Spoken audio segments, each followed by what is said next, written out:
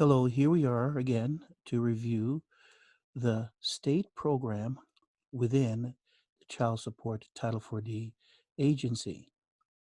As you know, we're reviewing individual states. We've covered Texas and California, and now we're looking at Florida. Let's get started.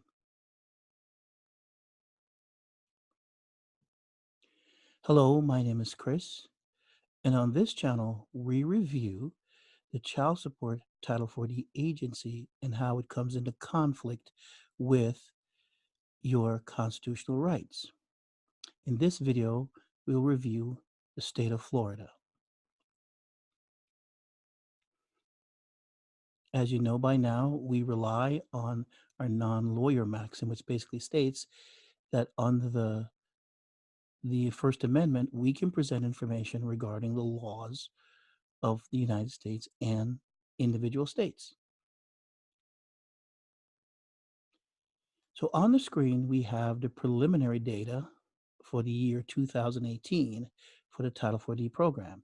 We have a circle around what is called the total collections that is under the program.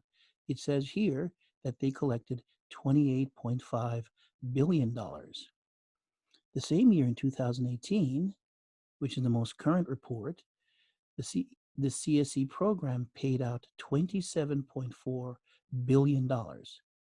If you do a quick math, that's 28.5 minus 27.4, there's $1 billion unaccounted for.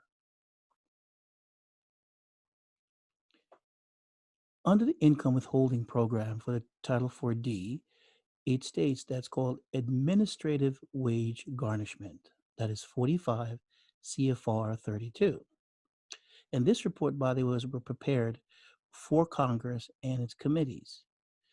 As you know, all the programs must report their results to Congress.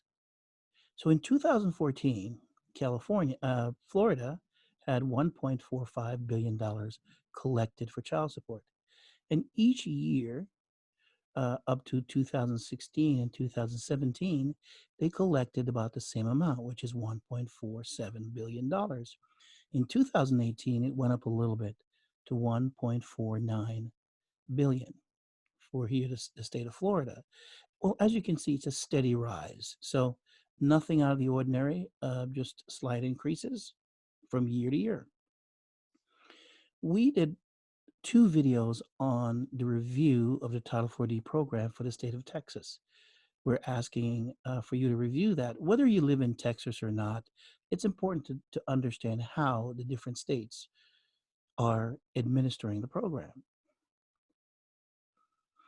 This is a chart that's presented to the Title 4D agency. So instead of us doing our own graphics and text, we decided to just put the charts on the screen. So in Florida, the Title 4D program is managed by the Department of Revenue, and that falls under the 12th Judicial Circuit. That includes Sarasota, Manatee, and DeSoto County. It is being presided over by the Child Support Hearing Officer, and that falls under the roles and responsibility under Family Law 12.491, and they conduct hearings, and they take evidence and make recommendations for child support. Then that information is turned over to a circuit court judge for review and to be signed and turned into a court order. So here's the first question that should be, at least discussed. So the child support hearing officer is not a judge, or if it was a judge, it would clearly state that in the statute. And second, they make recommendations to a circuit court judge and the review for the hearing officer. So does that mean that the judge does not scrutinize or take apart or dissect the information by the hearing officer? Well, that's a question. Or do they just rubber stamp those determinations? So what is the role of the Department of Revenue, and why are they involved in your case? As it says here on the screen, the Department of Revenue, or called DOR, they're the state agency in Florida responsible for collecting and enforcing child support. What do they mean by enforcing? They're not a judicial branch, and they're not fall under police officers or legal counsel enforcing. So that's a question. Uh, the DOR is also involved where if it's Sarasota County and DeSoto County, the Office of the Attorney General act as legal counsel for the DOR. Oh, so that what means is that their enforcement actually comes from attorneys who are moonlighting uh, in the Office of Attorney General because they cannot act as the Attorney General within the statute. They have to act within what is called a contract. In Manatee County, the clerk supplies the attorneys for the DOR. So those are outside counsel, probably contractors on a per diem basis. So my opinion, number one, so the Department of Health is responsible for the Title 4D program, and then they hire attorneys both within the government and outside the government to help administer the program. So this is our section called Call to Action. We actually review this at the end of the video, but here's some of the questions we're going to be raising. Who is responsible for the program? As we've seen, the Department of Revenue manages the Title 4D program for enforcement, as well as Congress says it's the Department of Health and Services. Now, both departments, DOR department, both reports to the governor of the state. So when the DOR, Department of Revenue, reports into the Department of Health and Services, then who's the boss? Who? That's a circular question. There's two bosses, the governor and the secretary. That is why we like to refer the book called Art of War. If you do not know your enemies, nor yourself, you'll be imperiled in every single battle. Therefore, if you're going to battle the Title 4D office, you need to know who you're targeting, because clearly they're contracted attorneys. Now, whether you purchase a template from anyone, either download it off the internet or you buy a package from someone, that is irrelevant. Fine, go ahead and do that. But the question is, you need to know and edit your paperwork to match, if you're in Florida, who you are fighting, or else your papers really just falls on deaf ears, as Sun Tzu says. You lose every battle.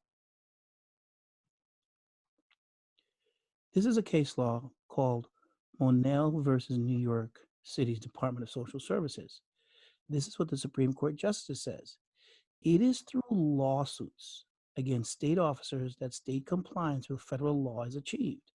And they feel the Ex parte Young, which is the life of the supremacy clause, which prevents one agency from being dominant over the other, is that Title 42, 1983, is and can be construed as the remedy for suing state individuals.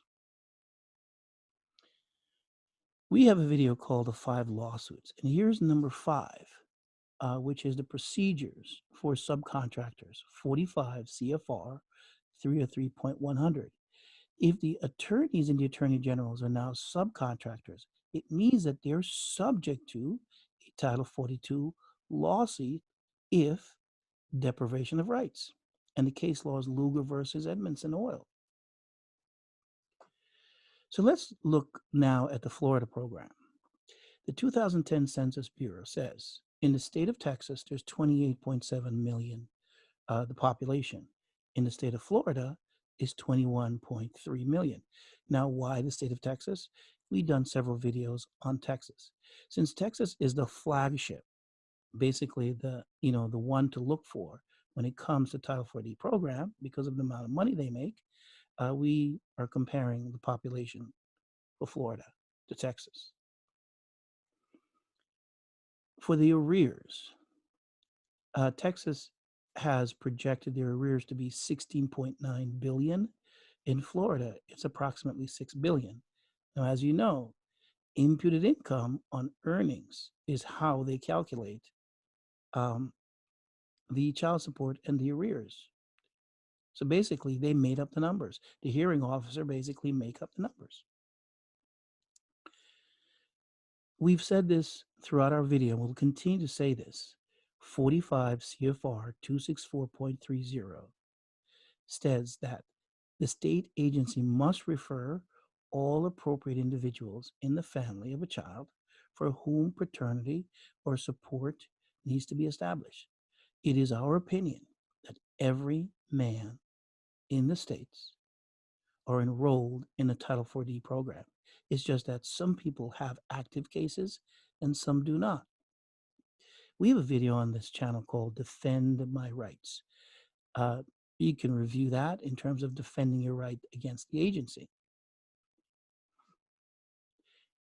This brings us to the paternity acknowledgement of 2018.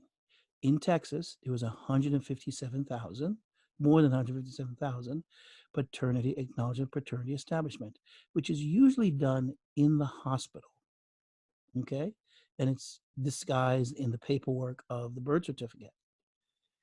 In Florida, it's about 95,000. So here, this brings us to our call to action. What have we realized from Florida itself? Again, you can review our other video on Florida, but right now we're looking at the financials. The issue is there's $1 billion out there, and how it's being spent relates to how each state performed the program. So if you're going to defeat Florida, you first must know what are the duties of the secretary. Next, you need to know the cooperative agreement. What agreement do these attorneys are filing under the program? Do the attorneys represent the Attorney General's office, or are they outside counsel? Next, you want to review the Florida statutes. The Florida statute helps you to understand how the Department of Revenue is functioning within the program. And as we said, it's a separate agency reporting into the Department of Health. So these are your remedy. Basically, how to get out of this what is called, I think it's an administrative and constitutional mess. And why would you want to take part in this? If you disagree or agree with our opinions on the program, on our review of Florida, please send us an email. We also ask that you like and subscribe to our channel, and please press the notification bell so you'll be notified of future videos. Next, we humbly ask for $25 to cover our research. We take the time to review the case laws, and then we bring that to you so that you can have a remedy for your case. So this brings us to the end of the review of the financials for Florida. Is it fraudulent? Well, you be the judge. But one thing for sure, the way they've administered the program is different than any other state. Thank you.